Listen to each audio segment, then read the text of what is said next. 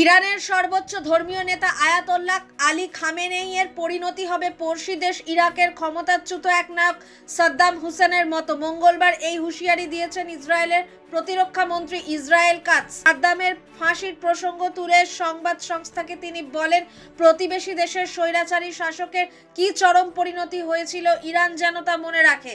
ইসরায়েলের প্রধানমন্ত্রী বেঞ্জামিন নেতানিয়াহুর সরকার খামেনেইকে খুন করতে সক্রিয় ছিল বলে খবর।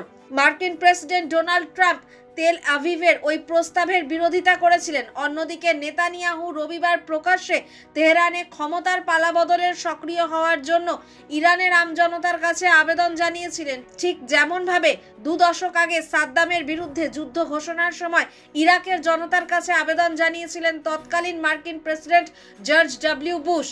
2006 সালে গণহত্যার অভিযোগে সাদ্দামকে ফাঁসিতে ঝুলিয়েছিল ইরাকের মার্কিন মদতপুষ্ট সরকার। তার আগে তিনি ইরাকের সর্বময় কর্তা ছিলেন এক নাগাড়ে প্রায় 4 দশক।